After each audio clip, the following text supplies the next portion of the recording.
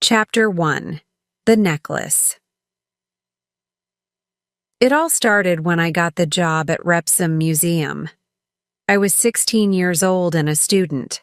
I was studying history at school, but it was the summer holiday.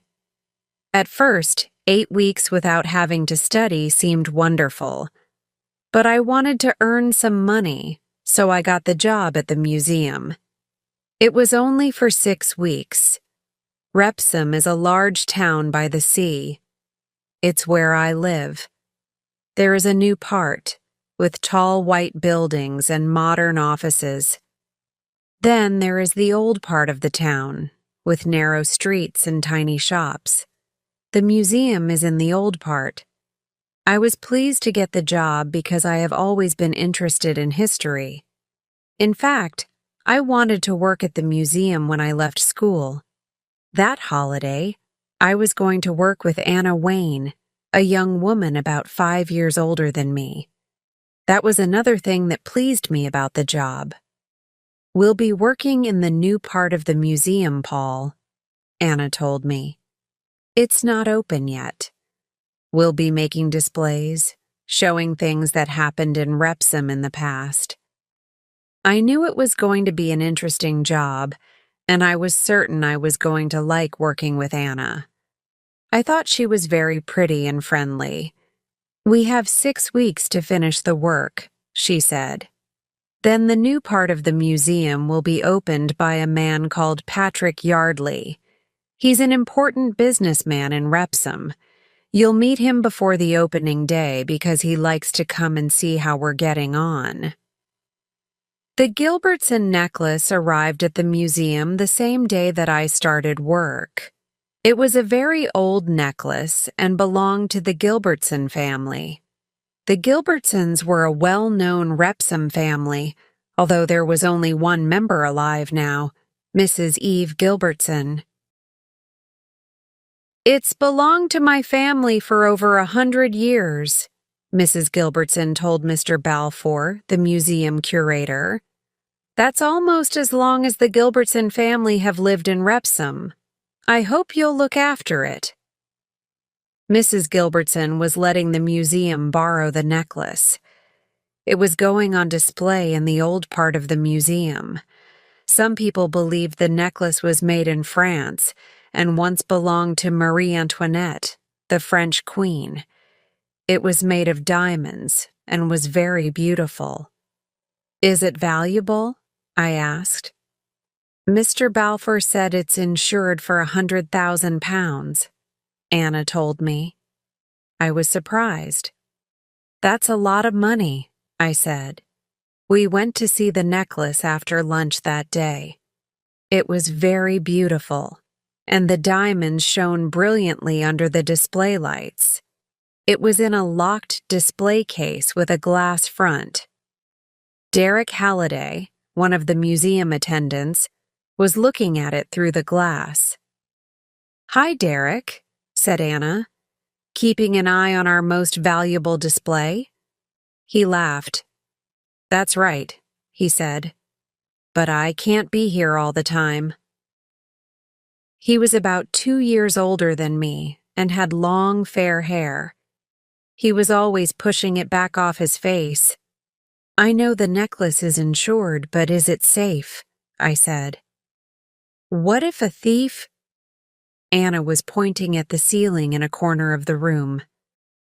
"See that TV camera?" she whispered.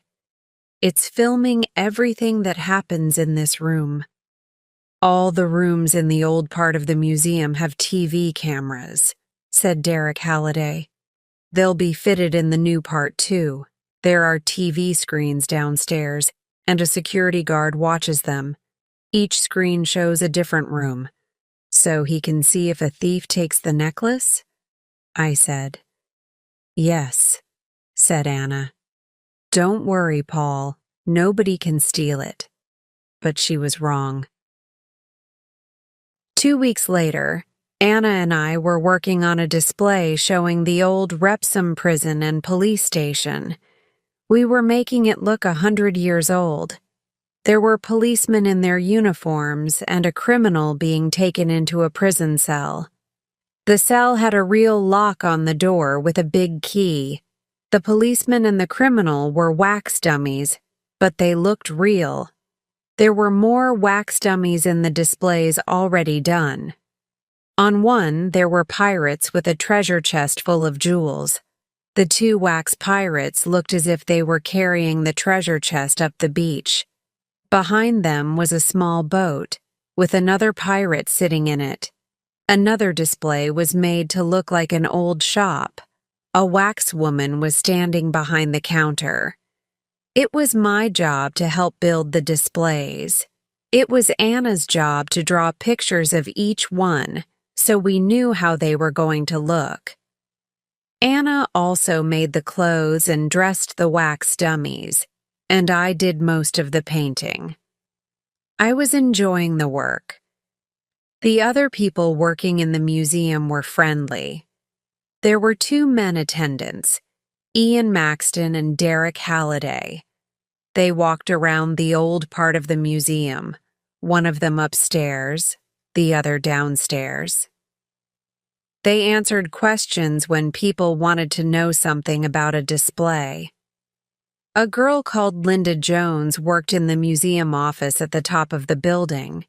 She was only a year older than me. Then there was Cora Turner, the lady who took the money from people coming into the museum, and Roger Fox, the security guard. That afternoon, Patrick Yardley came in to see Anna and me. He was a tall, important-looking man with a dark beard and was dressed in a blue suit. "Are you going to finish by the end of the month?" he wanted to know. "We'll finish," Anna told him. "Paul is a great worker." He watched us working for a few minutes, then went into the next room and looked at the pirate display for a long time. "I didn't know there were real pirates in Repsum," he called out. "There were, 200 years ago," replied Anna.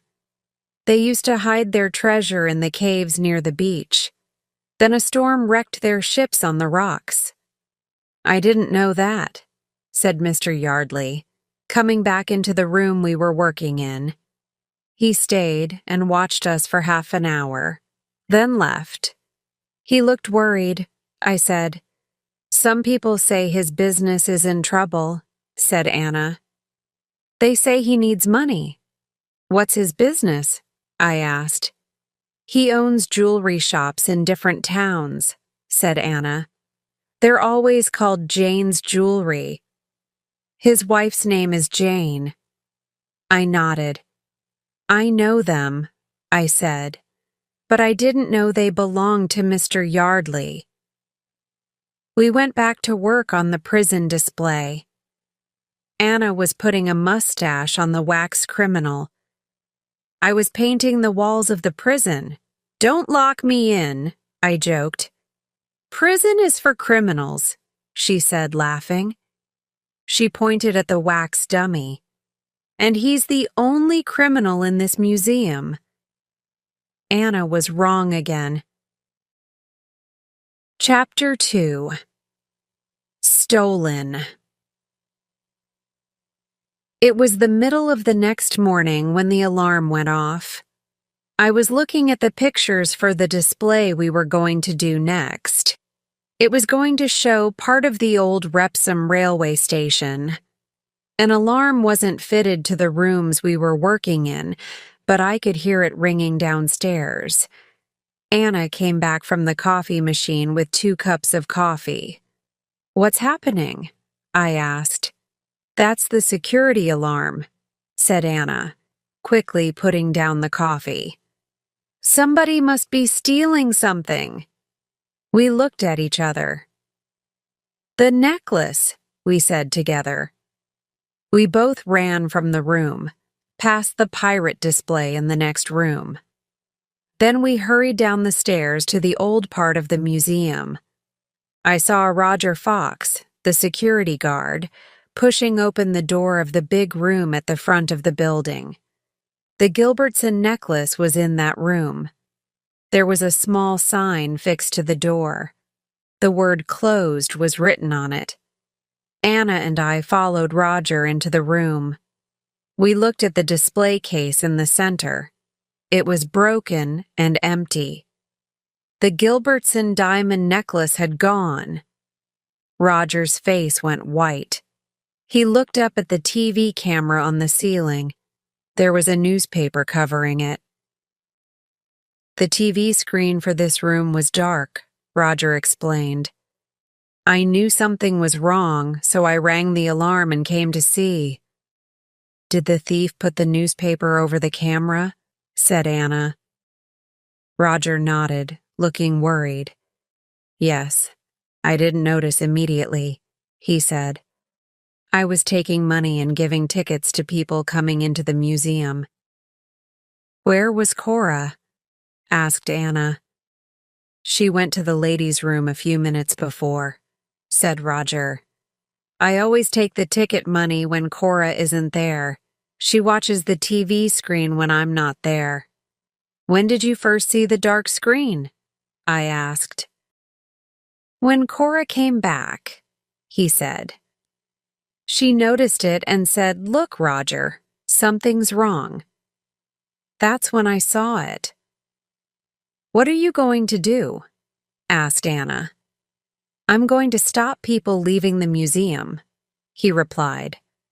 One of them may be the thief. Will you phone the police, Anna? Of course, said Anna, and hurried off. Roger Fox ran off towards the main entrance. I stared at the empty display case. If the thief was a visitor to the museum, I thought, he or she will be gone by now. Somebody came into the room behind me and I turned round. It was Mr. Yardley. I was just coming up to see you and Anna when I heard the alarm, he said. What's happened? Then he saw the empty display case, and I didn't have to answer him. The police arrived at 11:20 a.m. Anna and I were in the main entrance room talking to Cora Turner. Linda, the girl who worked in the office at the top of the building, was there too. She was talking to Mr. Yardley. Roger Fox unlocked the museum doors, and the policemen came in. 3 were wearing uniforms. 2 more were in ordinary clothes. One of the men in ordinary clothes told us he was Detective Chief Inspector Craven. Nobody has left the building since 11:10 a.m., Roger Fox told him. There were 19 visitors in the museum when I locked the doors. They're all in the garden at the back. There's a wall around the garden and no back gate. Nobody can get out. Where are all the people who work at the museum? Asked Chief Inspector Craven. He was a tall, dark man with a mustache. The 2 museum attendants are in the garden with the visitors, said Roger Fox. Mr. Balfour, the curator, has been out all morning. The rest of us are here, in this room.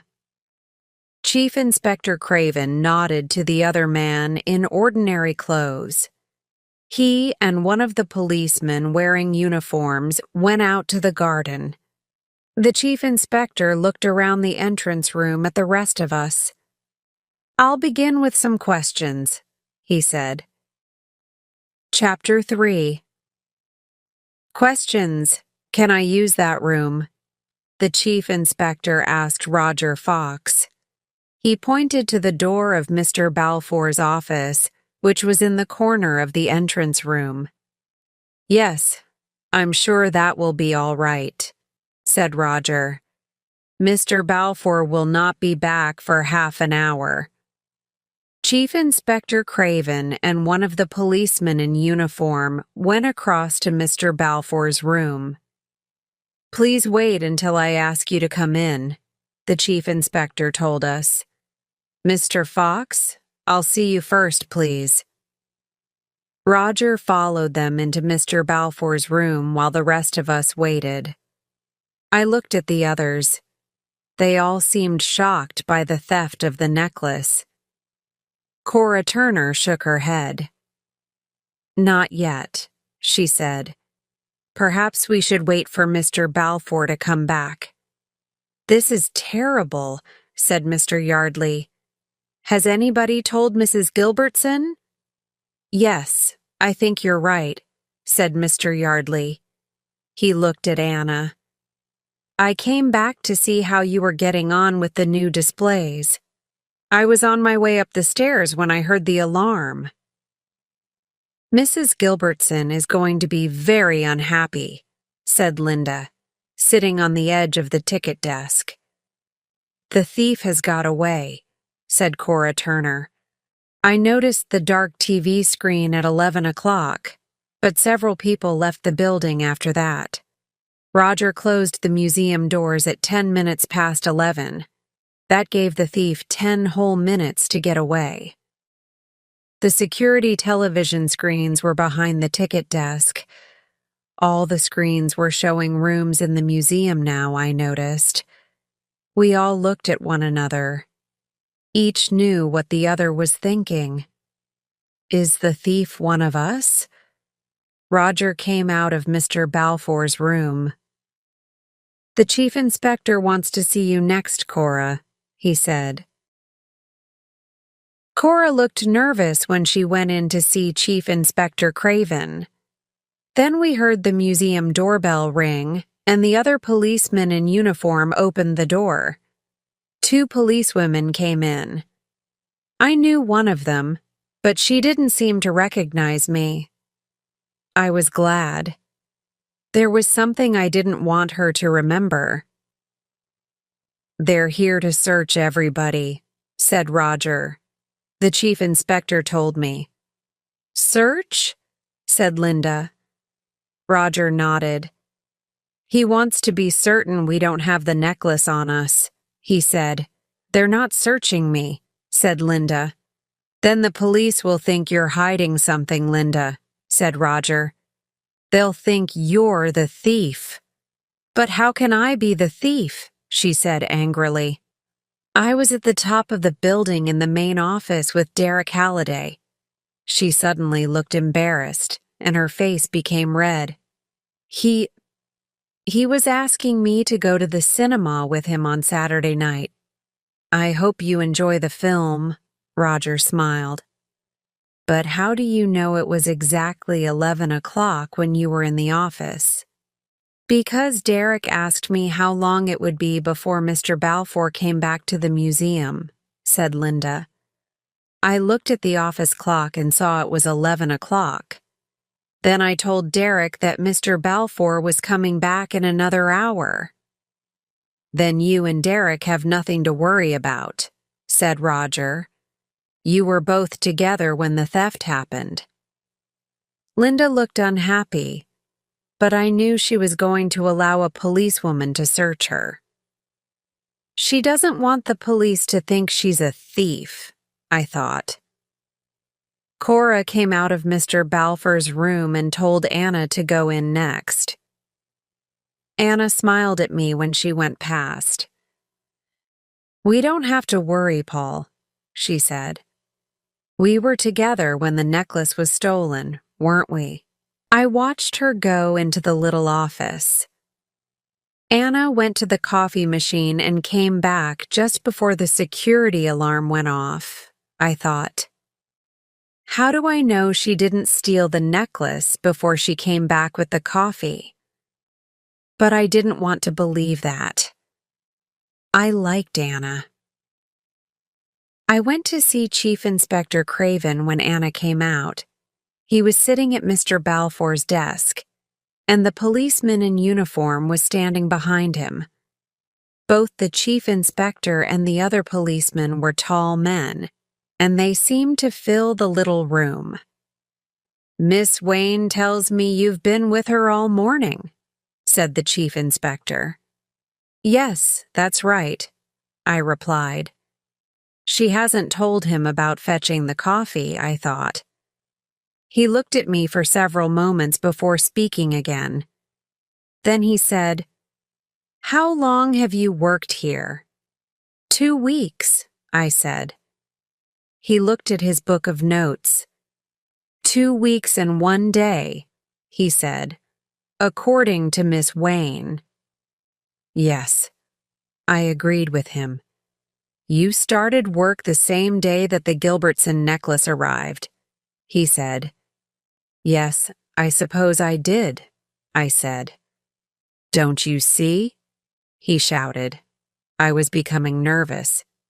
Yes, all right. I started the day the necklace arrived, I said. And now it's gone, he said quietly. He made it seem as if the two things went together. I started work here. Then the necklace was stolen. I didn't take it, I told him. He looked at me thoughtfully. There have been lots of valuable things on display in this museum, he said, and they have always been safe. Then you come to work at the museum, and a valuable necklace is taken. Strange, don't you think? I'm not a thief, I said. The office door opened and the other detective came into the room. Chief Inspector Craven looked up at him. Yes, Todd, he said. I've questioned the visitors and the museum attendants, said the other man. They all say they didn't go into the room where the necklace was on display. The closed sign was on the door. But the door wasn't locked, according to the security guard, said the chief inspector. It would be easy enough to go in. All the visitors have said they'll be searched, said Todd.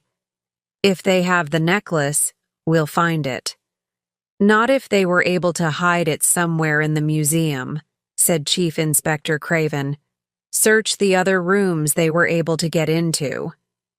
Okay, said the other man. He didn't look pleased. But I'm sure the thief got away before the museum doors were locked. The chief inspector looked annoyed. Just do it, Inspector. Inspector Todd went out of the little office, and Chief Inspector Craven looked back at me. You can go, he said. You will be searched in a few minutes. Tell the office girl I want to see her next. I went back into the entrance room and saw Mr. Balfour coming in through the museum door. He was a short man with not much hair. He looked around at everybody, then saw the policemen and policewomen. His eyes opened wide with surprise. What's happening? He said. Is something wrong? Everybody was searched, but the necklace wasn't found. Mrs. Gilbertson was informed about the theft, and Mr. Balfour told us she was very angry. She has the necklace insured, said Mr. Balfour. But that doesn't make it any better. It was stolen when it was here in our museum. That makes me very unhappy. The visitors were allowed to go home, and we all went back to work.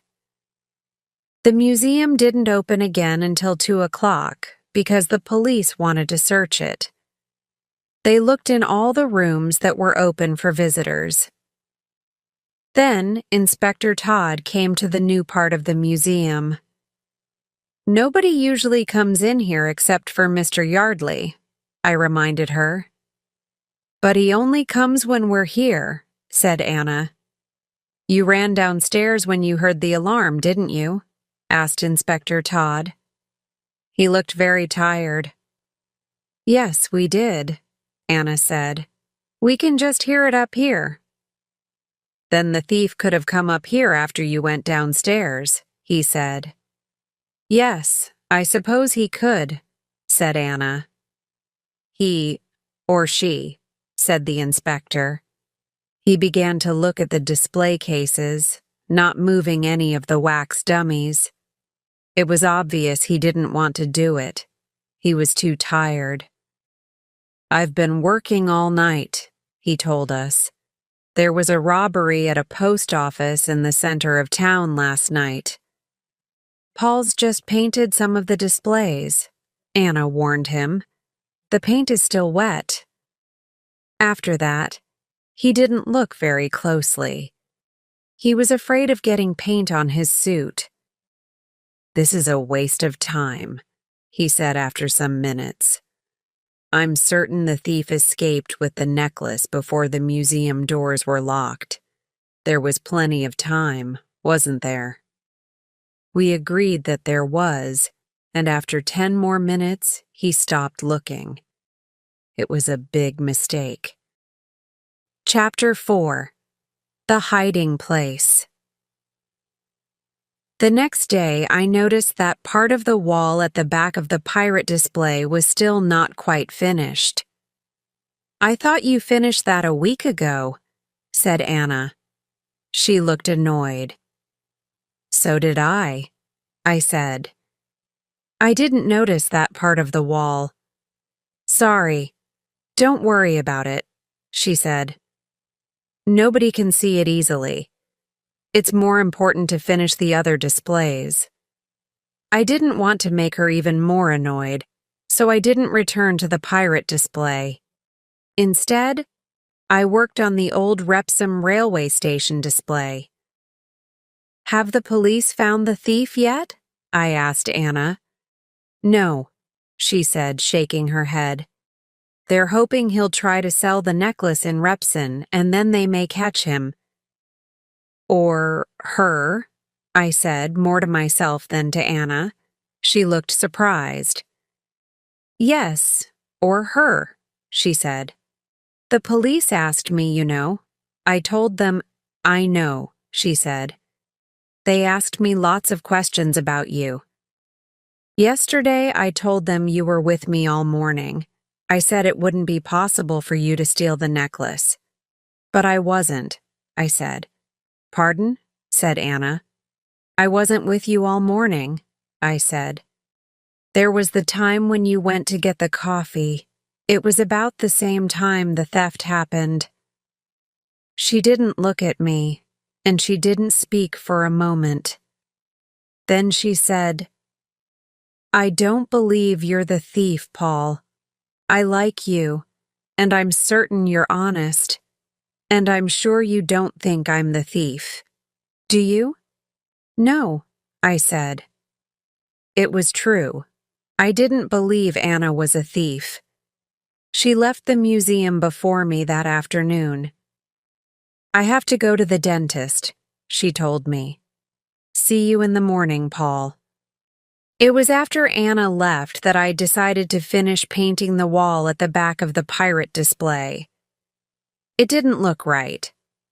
Somebody might notice it later, and I'd be blamed, I thought.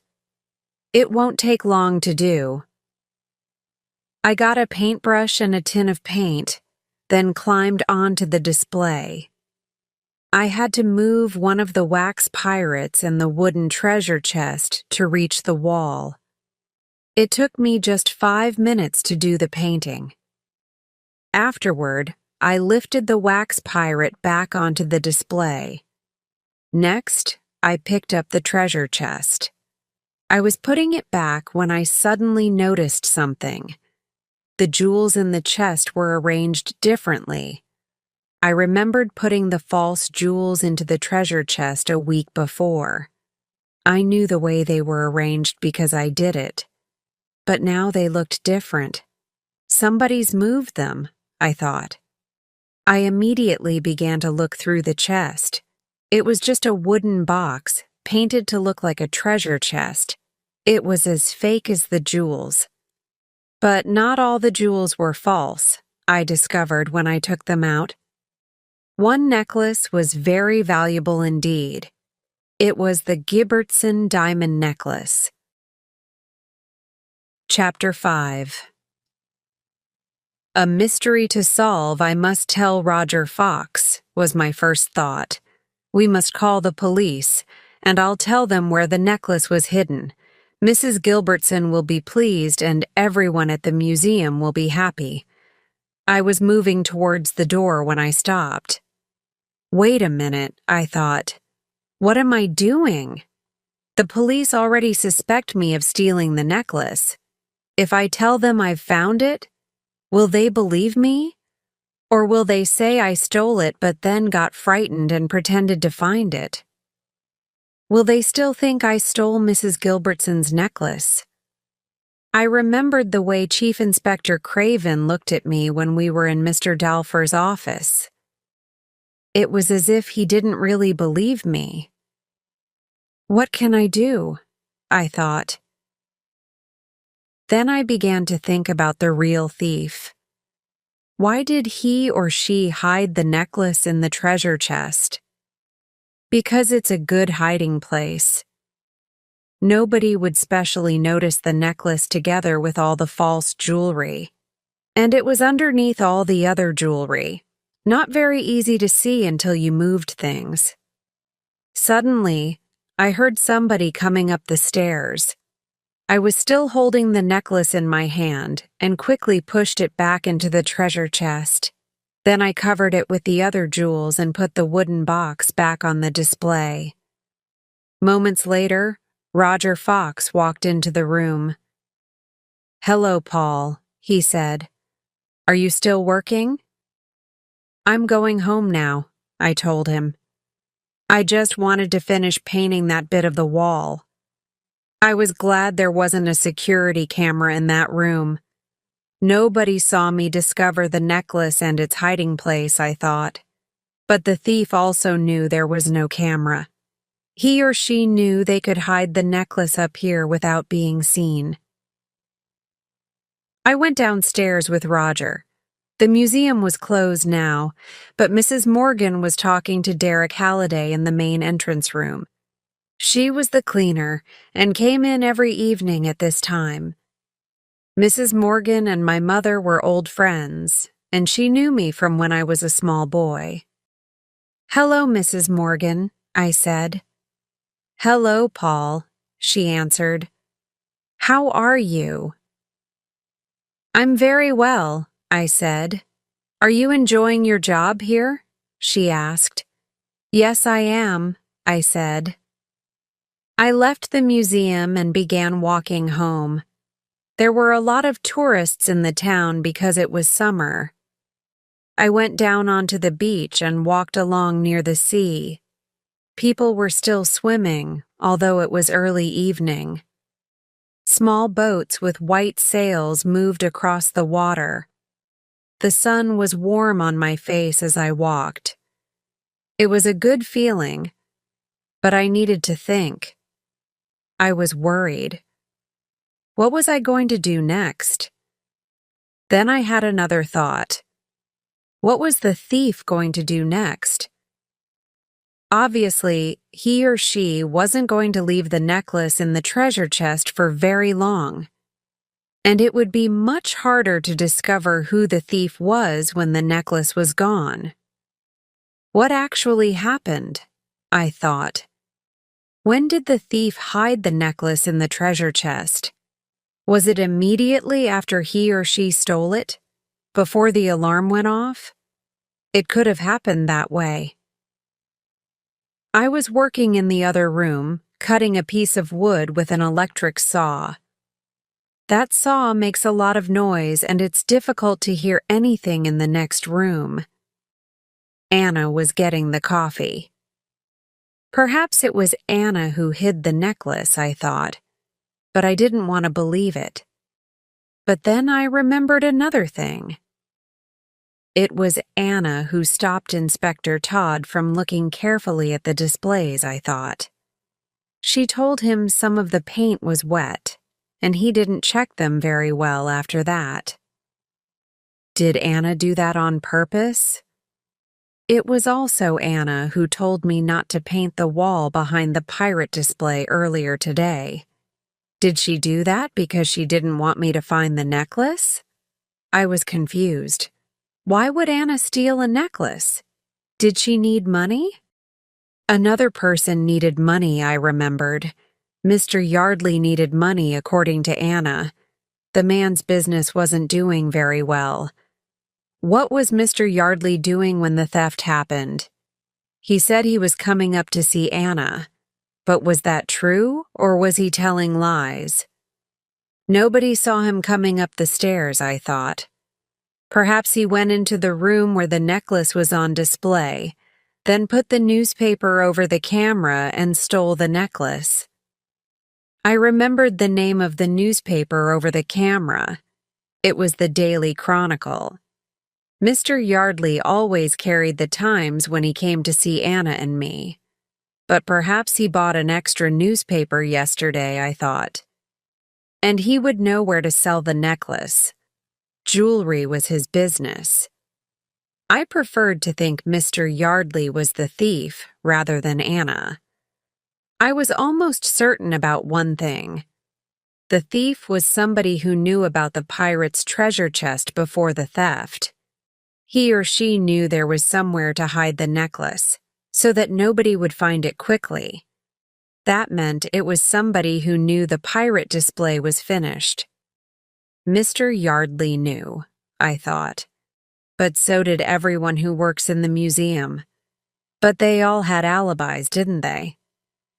I decided I was going to find out.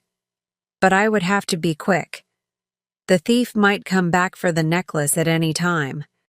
Chapter 6. Suspects. That evening, I went to a cinema in the center of town. It was a good film, but I was having trouble keeping my mind on the story. I kept on thinking about the stolen necklace. Was the thief collecting it from its hiding place in the museum now? Would it be gone tomorrow? After the film was over, I went down to the beach again for some fresh air. The waves were silver under the moon, the water moving gently up and down the beach. There were a few other people walking, young couples with arms around one another, and a woman running with her dog. There was a cafe near the beach, and I went in for a cup of coffee. There were only a few people inside. A couple at a table in the corner seemed to be arguing about something. Suddenly, I realized the woman was Cora Turner. The man with Cora looked a bit like her. I remembered somebody saying Cora had a brother. I couldn't hear their conversation, but I could see Cora was angry. The man looked worried and afraid. Then Cora's voice got louder, and I heard something she said. Something which made me listen more carefully. "You'll have to tell them to wait," she was saying. "I can't get the money any faster. You were a fool, Greg. Anyone who gambles is a fool." I didn't hear any more. Soon after, Cora and the man left the cafe. She didn't see me, and I was glad. I've always found other people's arguments embarrassing. But I remembered her words. Why does Cora have to get money in a hurry? I thought. Is it because her brother gambles and loses money? I remembered the face of the man and knew she was getting the money for him. He was afraid of something. Or somebody. Did he borrow money from someone to gamble? How will Cora get money? I thought. By selling the Gilbertson necklace? Is she the thief? I began to think about her alibi. It was Cora who saw the dark TV screen when she came back from the ladies' room, according to Roger Fox. She told him, and he rang the alarm before running upstairs. But perhaps she put the newspaper over the camera and stole the necklace when she was supposed to be in the ladies' room. She knew Roger was busy selling tickets to people coming into the museum and that he wouldn't be watching the TV screen at the same time. Perhaps that's how Cora did it, I thought. Or am I wrong? On my way to the museum the next day, I saw Ian Maston, one of the museum attendants. I was walking along the narrow street leading to the museum, between lines of little shops. Shopkeepers were opening their shop doors or brushing the steps outside as I went past. Ian was coming out of a shop with a newspaper. He saw me walking towards him. "Hello, Paul," he said. "Hi, Ian. Where's your motorbike?" I asked him. "You usually ride it to work, don't you?" "I had a bit of an accident last week," he said. "It's at the garage for repairs." "Were you hurt?" I asked. He shook his head. "No, I was okay," he said. "The motorbike was damaged, and so was the car." "Car," I said. "I was coming round a corner and went into the back of a car," Ian said. He looked worried. "I was to blame because I was going too fast. There was quite a lot of damage." I liked Ian and was sorry to hear about his accident. He asked me how Anna and I were getting on with the new displays. I told him we hoped to finish them by the end of the month. "I like the pirate display," he said. "I was looking at it the other day." We were going into the main entrance room of the museum when he dropped his newspaper. I picked it up and gave it to him. It was the Daily Chronicle. "Thanks," he said, hurrying off to get ready for work. I was about to go upstairs when Mr. Balfour arrived. He rushed through the entrance door, a worried look on his round face. "Ah, Paul," he said. "I wanted to talk to you. Come into my office, will you?" I followed the curator into the little room, and he sat down behind his desk. He pointed to another chair, and I sat down as well. "Anna tells me you are doing some good work on the new displays," said Mr. Balfour. "I'm glad." I smiled and tried not to look too pleased with myself. "I like Anna," I said. "We work well together." "I gave you the job because you seem to be the right person for it," he said. "Also, Mrs. Morgan knows you and says you're an honest young man." "I'm honest?" "Yes," I agreed with him. "Perhaps there have been times when I've been in trouble, but I'm honest." He looked thoughtful for a moment, then said, "The police were asking a lot of questions about you. They were worried because the Gilbertson necklace was stolen only 2 weeks after you came here. They also know it's the first thing to be stolen from the museum. They think it's odd." I could feel my face getting hot with anger. "I didn't steal it, Mr. Balfour," I said as calmly as I could. He looked at me carefully. "No, I don't think you did, Paul," he said. "I just thought you should know they suspect you." "I already knew," I told him. "I went to see Mrs. Gilbertson again last night," he said. "She's still very unhappy. The police have told her they hope to catch the thief, but she doesn't believe they will. Her family has always been important in Repson, and Mrs. Gilbertson is very proud of that. She has lived alone since her husband died 8 years ago. I think she's a lonely woman, with only her family history to think about. She seems worried that people will forget how important the Gilbertson family has been.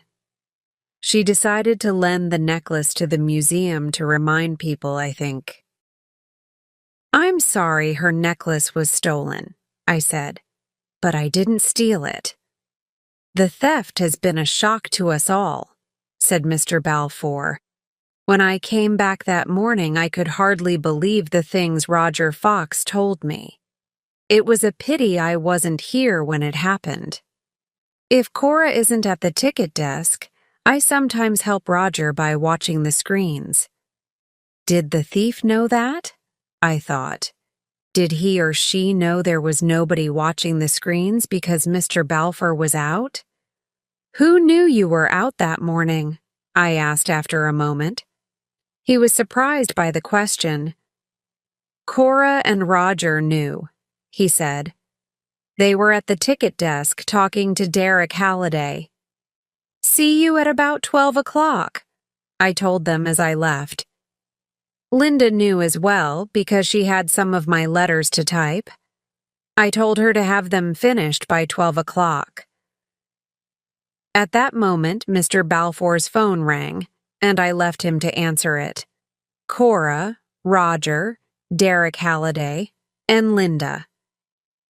One of them must have told Anna, because she also knew Mr. Balfour was out. In fact, nearly everybody knew he was out. It wasn't much help. Chapter 7. Time for an alibi.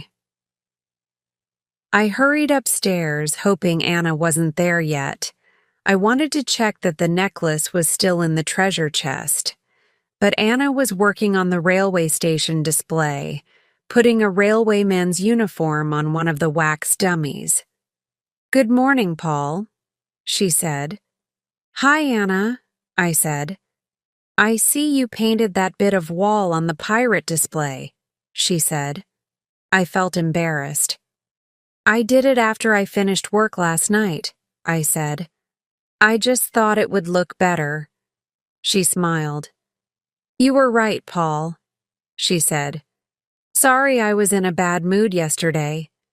It was probably because I was going to the dentist in the afternoon." I smiled back at her. "That's okay," I said. I was always ready to forgive Anna almost anything. We worked on the railway display for 2 hours. I was building the ticket office. It looked very real when Anna put the wax railwayman in it. "It's time for coffee," she said. "I'll get it." I waited until she was gone, then hurried into the other room. The pirate display looked the same. The marine chest seemed to be in the same place. Nothing seemed to be different. I lifted out the fake jewels that were on the top of the chest, and there was the Gilbertson necklace underneath. The thief didn't come back for it last night, I thought. How much longer before he or she does? I quickly covered the necklace with the other jewels and went back into the next room. A few minutes later, Anna arrived back with 2 cups of coffee. "I walked to work with Ian Maxton this morning," I told her. "He was telling me about his motorbike accident." Anna drank some of her coffee. "Did Ian tell you his motorbike wasn't insured for an accident?" she asked. "No, he didn't," I said, surprised. "Well, it wasn't," she said. "That means he has to pay for the damage to his bike and the damage to the car. It's going to cost about £2,000. I was shocked. "Does Ian have £2,000? I asked. "I'm sure he hasn't," replied Anna. "Where will he get the money?" I said. "I don't know," she said. So he's another person who needs money, I thought. It was then I remembered Ian bought the Daily Chronicle newspaper. The morning passed quickly, and it was soon time for lunch. "I have some shopping to do," Anna said. "I shan't be coming to the cafe today." There was a small cafe opposite the museum, and some of the people working at the museum went there each day. I crossed over the road and went inside. It was busy and there were no empty tables. Derek Halliday was eating at a table near the window, and I went across. "Can I sit with you?" I asked him. "Of course," he said. I sat down and looked at the menu, trying to think about food. But something was worrying me. What was it? I couldn't remember. Something Mr. Balfour said that morning? I didn't know, but seeing Derek Halliday reminded me there was something. A waitress came over and I ordered a cheese salad. "What display are you working on now?" asked Derek. He was eating fruit and ice cream. "The old Wrexham railway station," I said. "We'll finish this week. There aren't many more displays to do after that. 2 or 3 more weeks' work. You'll want another job then, he said. No, I have to go back to school, I said. Good idea, he said. Jobs are hard to find at the moment. How long have you worked at the museum? I asked. A year, he replied. What did you do before? I asked. I was a gardener, he said. I suddenly knew the thing that was worrying me, and it was something Mr. Balfour told me. Linda and you were in the office when the necklace was stolen, weren't you? I said. Derek nodded. That's right, he said. Linda said you asked her when Mr. Balfour was coming back, I said. Did she? He said. I can't remember asking that, but perhaps I did. It's strange if you did, I said. Why? He asked. Because you already knew, I answered. You were talking to Chris and Roger when Mr. Balfour left that morning. He told them he was coming back at 12 o'clock. Didn't you hear him? Derek finished eating his ice cream. Yes, I did, he said after a moment. Linda's mistaken. I didn't ask that question. Was she wrong about the time, too? I said. She said she knows you were both in the office at 11 o'clock because she looked at the clock. She's right about the time, said Derek. I remember looking at my watch. Did you hear the alarm ringing? I asked. No, we didn't hear that, he said. It only rings downstairs in the museum. The office is at the top of the building, as you know. When did you find out about the theft? I said. When I went downstairs again, a few minutes later, he said. I heard the alarm then. The waitress arrived with my cheese salad. Do you want a cup of coffee? She asked Derek. No thanks, he said.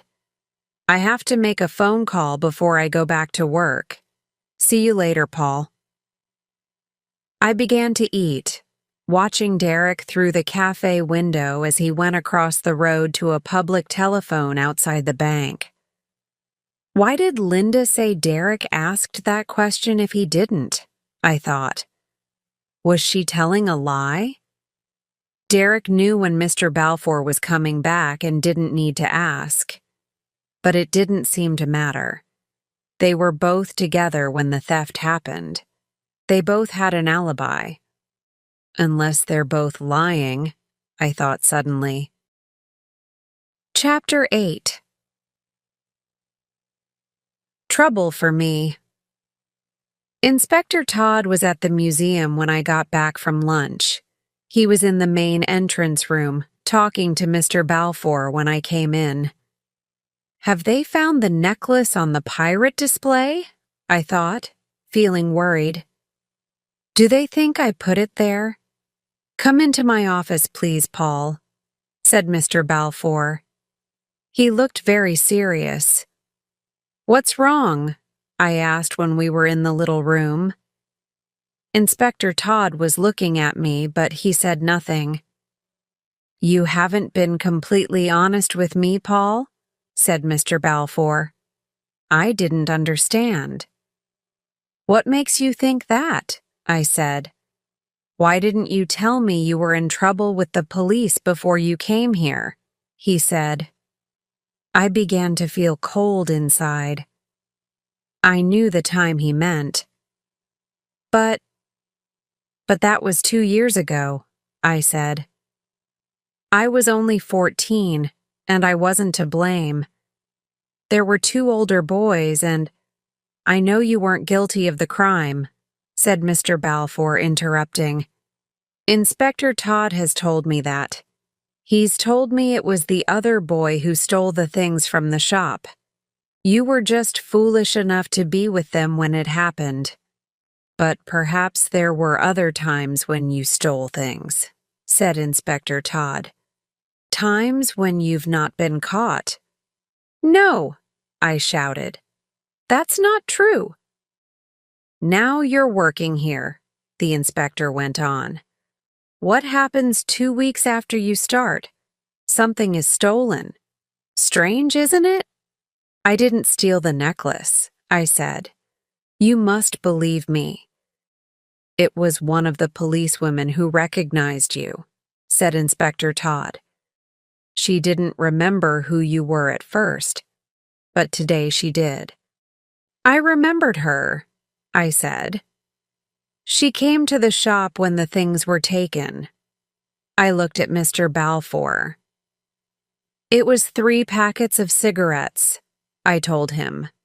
They stole 3 packets of cigarettes, and the shopkeeper saw them. I didn't steal anything. I was just with them. I didn't even know they were going to do it. Inspector Todd walked across to the door of the little office. I just want you to know we haven't forgotten it, he told me, smiling. It wasn't a nice smile. We'll be keeping a careful eye on you in the future. He went out and closed the door behind him. I waited for Mr. Balfour to say something. The curator looked tired and unhappy. I like you, Paul, he said sadly. I'm certain you didn't steal the Gilbertson necklace, but the police do suspect you. That makes things difficult for me. I think it would be best if you found another job after this week. I didn't speak for several moments. My head was filled with angry thoughts, but I didn't know how to say them. I understood Mr. Balfour's problem. If Mrs. Gilbertson discovered the police suspected me, she would blame Mr. Balfour for allowing me to work here. People said Mrs. Gilbertson was not a nice person. They said she got angry with people and was often in a bad mood. But Mr. Gilbertson was an important person in the town. She could cause trouble for the man. I'll leave at the end of the week, I said quietly. I told Anna. It's not fair, she said. You haven't done anything wrong. The police think I have, I said. They think I stole the Gilbertson necklace, and I've been in trouble with them before. I explained about the theft in the shop when I was 14. You were only a child then, she said. Lots of children get into trouble. They don't all become criminals later on. I know, I replied. If only they could find the necklace and the real thief, said Anna. Then everything would be all right, and you could stay at the museum. Yes, I said.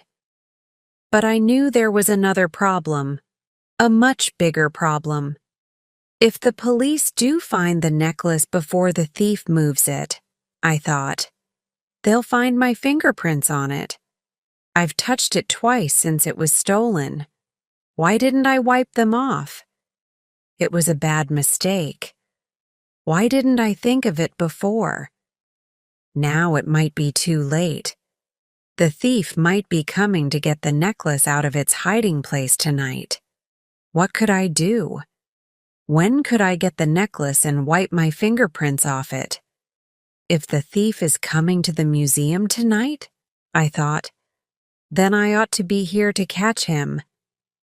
It won't be dangerous, but it's something I have to do. The police believe I am the thief, and I am going to have to leave my job at the museum. I have to do something, and catching the thief is the best thing I can think of doing.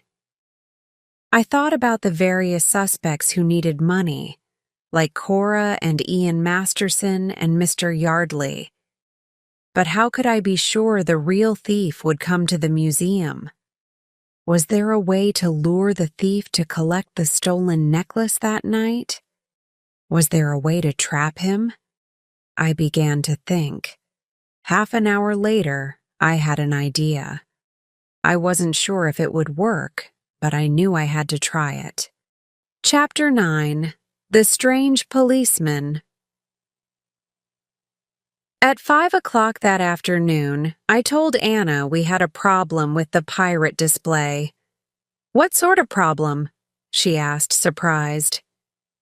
"Come and see," I said. We went into the best room, and I took her around to the back of the display. Each display was built on a wooden platform, a meter off the ground. The platforms were held up by thick pieces of wood. The pieces of wood were fixed underneath the platform. I got down on my hands and knees and pointed under the platform. "Look," I said. Anna got down beside me. "What am I supposed to be looking at?" she said. "Over there," I said, pointing. She looked at the two thick pieces of wood under the center of the platform. Each of them seemed to have fallen down. "How did that happen?" said Anna. "I don't understand it." "I don't know," I said, trying not to look at her. "But they can't stay like that. I'll have to stand them up and fix them again." "That will be dangerous, Paul," said Anna. "You'll have to get underneath the platform." "What happens if it comes down on you?" "The display on this platform is heavy. You could get badly hurt." "I can remove the display off the platform," I said. "It will take time, but it's the only thing to do to be really safe." "You're right," Anna agreed with me. "When will you do it?" "Tomorrow morning," I said. "There isn't enough time this afternoon. We finish work in half an hour." During the next 30 minutes, I told everyone about the pirate display. Everyone except Mr. Balfour. I didn't want to see him again that day, but I told all the others in the museum: Roger Fan, Cora Turner, Linda Jones, Derek Halliday, and Ian Maxton. I wanted them all to know I was going to move everything off the platform. I even telephoned Mr. Yardley at his Repsum shop. He was surprised to get a call from me. "I know you're interested in the displays," I said. "I thought I'd tell you we've got a bit of a problem with one of them." "Which display is that?" he asked. "The pirate display," I told him. "What's wrong with it?" he said after a moment. I explained about the pieces of wood under the platform. "It's a pity I have to waste all tomorrow morning doing it," I told him. "But we can't leave it. It's not safe." I was glad nobody was near the pirate display earlier that afternoon to see me go under it. Nobody to see me cut through the pieces of wood with a saw, then push them over. Of course, it was a dangerous thing to have done. I was afraid the platform might come down on top of me at any moment. But it was an important part of my plan to trap the thief, and I had to do it. I left work at the usual time, making sure several people saw me. But I didn't go home. Instead, I phoned my mother and told her I was staying at a friend's house that night. Then I went into a cafe and had a pizza and some salad.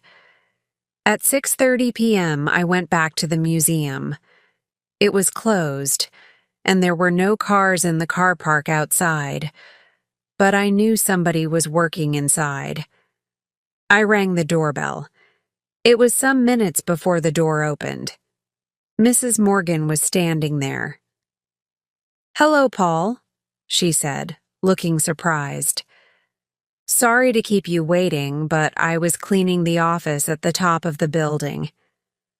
"I forgot my library book when I left earlier," I said as she let me into the museum. "It has to go back to the library today. I'll just go and fetch it, then I'll be going again." She didn't seem to know I was leaving my job at the museum. What would she say when she found out? Perhaps she won't need to find out, I thought. Perhaps by tomorrow the thief will be caught. "What time is it?" she asked. I looked at my watch. Just after 6:30, I said. She nodded. I thought it was, she said. The office clock seems to be all right now. What do you mean? I said. It was 10 minutes fast the other day, she said. I noticed it when I was cleaning the office. 10 minutes fast? I said. What day was that? Monday, said Mrs. Morgan, but I put it back to the right time the same evening. The day the necklace was stolen, I said. Pardon? She said. Yes, that's right. The day Miss Gilbertson's necklace was stolen. A terrible thing to happen, wasn't it? Yes, I said, but I was thinking about the office clock. How strange that it was fast on that day, I thought. Will you make sure the museum door is locked when you leave, Paul? Said Mrs. Morgan, going on up the stairs to the office. Yes, okay, I said. I needed somewhere to hide. A place where I could see the pirate display but wouldn't be seen. If the thief came to collect the necklace, I wanted to see that person's face. But first, I had something to do. I climbed onto the platform and walked carefully over to the treasure chest. Then I took out the Gilberton necklace and wiped it with my handkerchief. I didn't want the police to find any of my fingerprints on it if the thief didn't come. Then I put the necklace back in the treasure chest. Next, I looked around for a hiding place. The old Repsom prison and police station display was in the next room. I could see it through the open door. I looked at the prison cell with the big key in the lock, but it wasn't a good place to hide. Anyone could see through the cell door. Then I looked at the dummies, 2 policemen and a criminal being taken into the cell. Suddenly, I had an idea. It seemed a crazy idea, but one of the wax policemen would fit me, I thought. About my size. His uniform. It took me 2 minutes to get the uniform off the wax dummy and another minute to put it on me. I laughed as I put on the policeman's hat. I make a good policeman, I thought. Then I put my clothes and the wax dummy behind the display. An hour later, Miss Morgan finished her work in the office and came downstairs. I stood completely still on the prison display, like a real wax dummy. But she didn't come into the room where Amma and I worked. A few minutes later, I heard her switch on the burglar alarm, then go out of the museum door downstairs and lock it behind her. I didn't know how long I would have to wait for somebody to arrive, but now I knew the thief's name. Chapter 10. A Thief is Caught. I seemed to be standing there for hours. I didn't dare put on a light. The moon was shining through the window, and I looked at my watch. I could just see that it was midnight. How much longer, I thought. And then I heard a noise. It was the sound of glass breaking, and it came from the back of the building. Then I heard the back door being pushed open. As this happened, the burglar alarm began to ring, but only for a few moments. Then it stopped again. The thief doesn't have a key, I thought. But I knew that already. Chally, Roger Funn, Mr. Balfour, and Mrs. Morgan had keys for the museum door, and I knew the thief wasn't one of them. But the thief does know the place to switch off the burglar alarm, and this made me even more certain I knew who the thief was. Somebody was coming up the stairs. I stood very still on the prison display. I tried to breathe quietly, but I could hear the sound of my heart. The person was carrying a torch, and the light suddenly came into the next room. It moved around, passing over the displays. Then it shone into the room I was in. The light was bright in my face, but I kept my eyes still, and it passed over me. The thief thought I was just another wax dummy.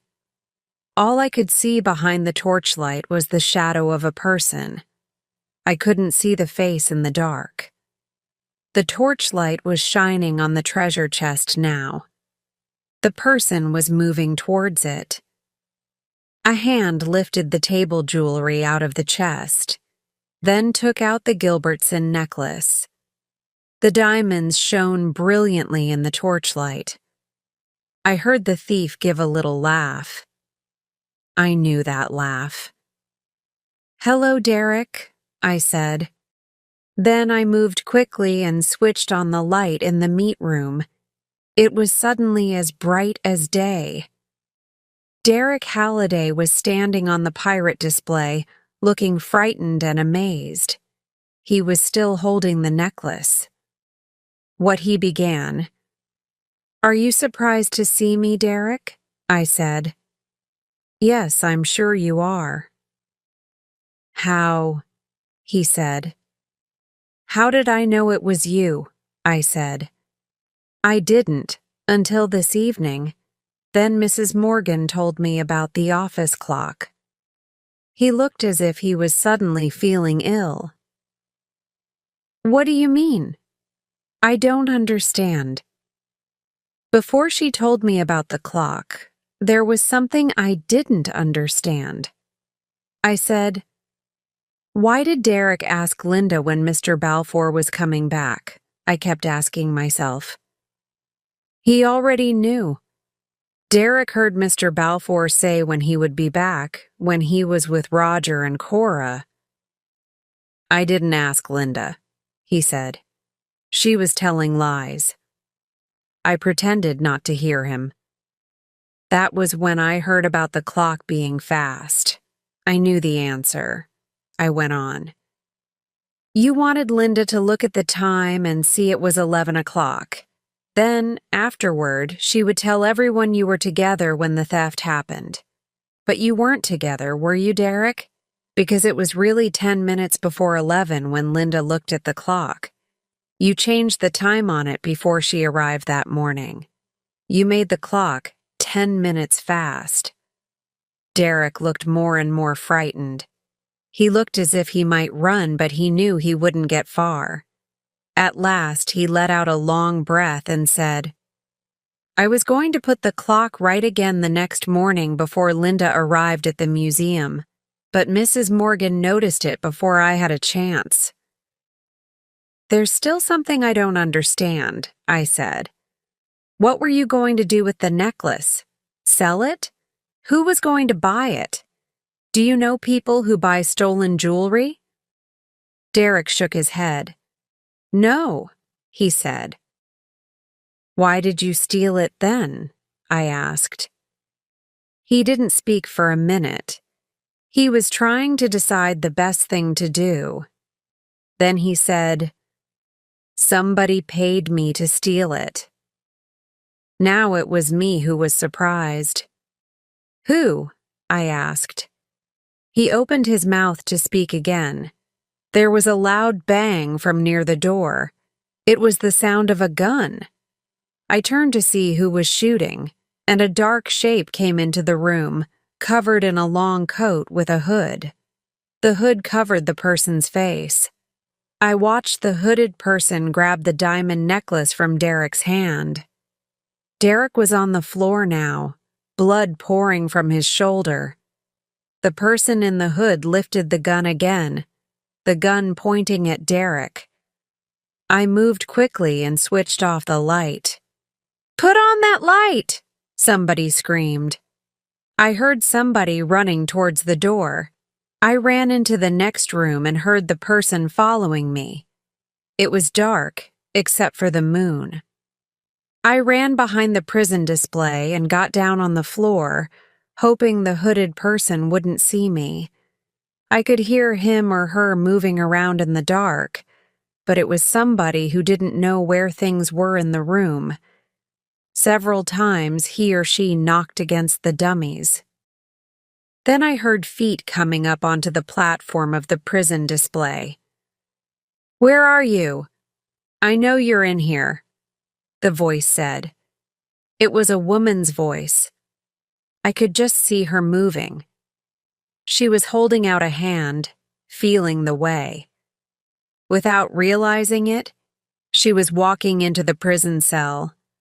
I waited until she was inside the cell, then I jumped up from my hiding place. I ran across, shut the cell door, and quickly locked it. The hooded shape turned round. I saw the gun in a white hand. It was pointing at me. I pulled the key out of the lock on the cell door, then jumped away. The sound of the gun filled the whole room with a terrible noise. I was extremely frightened, but moments later, I was running down the stairs. The nearest phone was in Mr. Balfour's room. I switched on every light I passed, then ran into the little office. The phone was on the desk. I grabbed it with a shaking hand. Chapter 11. The Final Surprise. The police cars and the ambulance arrived together. I heard their alarms screaming through the streets, and I opened the misty doors ready to let them in. Inspector Todd was one of the first to reach the door. "Where are they?" he wanted to know. "Upstairs," I said. "Be careful. One of them has a gun." "You told us that over the phone," he said. "We've come prepared." And I saw several policemen were carrying guns, but the hooded person caused no trouble. "Don't shoot me!" she screamed from the locked cell. "You can have my gun!" We heard her throw the gun across the floor. One of the uniformed policemen ran inside and picked it up. Then Inspector Todd switched on the lights. Derek Halliday was still on the pedestal display in the next room. We could see him through the open door. His eyes were closed, and his face was the color of dirty snow. The ambulance rushed to him. The woman in the hooded coat was still inside the cell, but now we could see the face under the hood, and I knew who she was. "Mrs. Gilbertson," I said. It was the afternoon of the next day, and I was sitting in Mr. Balfour's room. The curator was sitting behind his desk. Detective Chief Inspector Craven and Inspector Todd were in two smaller chairs. I finished telling them my story. "You were lucky she didn't kill you," said the chief inspector. "I had to try and grab the thief," I told him. "You all thought I stole the necklace." He looked uncomfortable. "We were wrong, Paul," he said. "I'm sorry." "But I don't understand," I said. "Why did Mrs. Gilbertson pay Derek Halliday to steal her necklace?"